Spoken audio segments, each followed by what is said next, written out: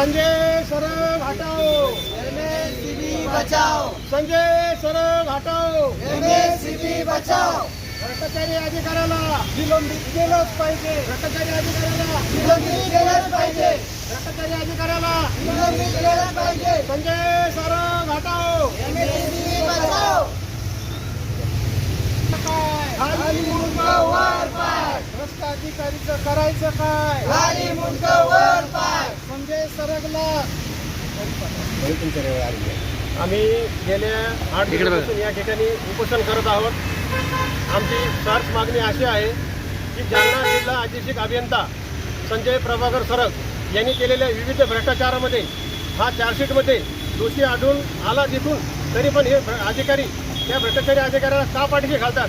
यांचे अनेक मुद्दे आहेत. जालना असेल, बीड असेल, औरंगाबाद असेल, संभाजीनगर असेल, या ठिकाणी यांनी मोठ्या प्रमाणात भ्रष्टाचार केलेला आहे. आता सध्या ते जालना जिल्ह्यामध्ये कार्यरत आहेत.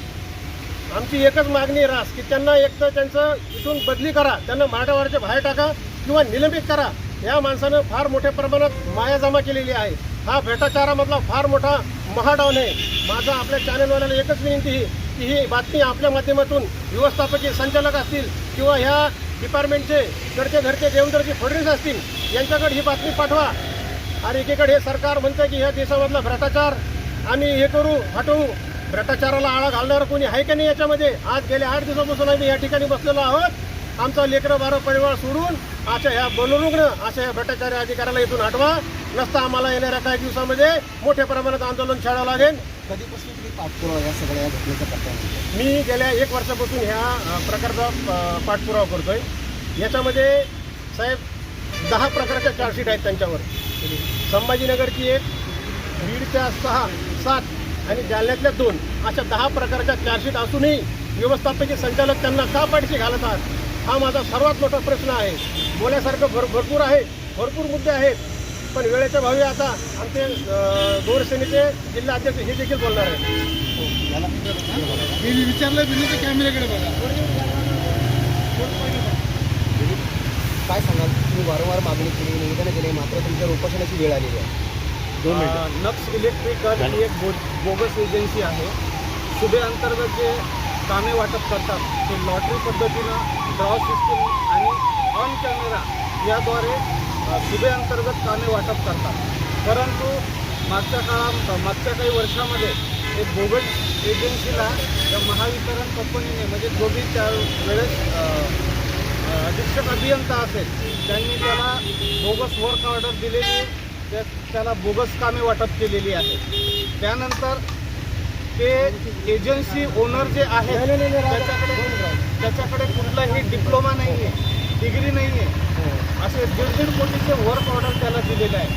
आता अशा भ्रष्ट एजन्सी मालकाला हा एमएससीबी स्टाफ म्हणजे सहाय्यक आणि जालना जिल्हा बोगस कागदपत्र असं म्हणायचं की बोगस कागदपत्र करून ते पेंड उचलले करून बोगस कागदपत्र पूर्णपैकी आम्ही त्याचे बाहेर काढलेले आहेत. त्याच्याकडं कुठलं डिप्लोमा नाही, डिग्री नाही आहे, कुठलाच लायसन्स नाही आहे.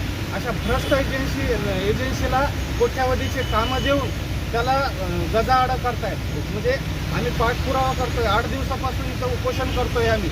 आता माननीय व्यवस्थापक साहेबांना ध्यानात आल्याच्या नंतर बी ते त्यांना पाठीशी घालायचं काम करतायत. कारण की भ्रष्ट एजन्सी असतानाही त्याच्यावर गुन्हा दाखल होत नाही. कारण डिपार्टमेंट फिर्यादी बनल्याशिवाय त्याच्यावर गुन्हा दाखल होत नाही. तर पोलीस स्टेशनमध्ये आम्ही जाऊन आलो तर ते स्वतः म्हणाले की डिपार्टमेंट जोपर्यंत फिर्यादी बनत नाही तोपर्यंत आम्ही एजन्सी मालकाला अटक करू शकत नाही, त्याच्यावर फौजदारी गुन्हा दाखल करू शकत नाही. आणि माझं नाव श्याम राठोड. जोपर्यंत त्याला फौजदारी गुन्हा दाखल त्याच्यावर करत नाही तोपर्यंत इथून आम्ही हटणार नाही. आणि येणाऱ्या दिवसामध्ये आम्ही आत्मदहनाचा पण इशारा देणार जोपर्यंत या प्रकरणाची दखल या व्यवस्थापक साहेबांनी नाही घेतली.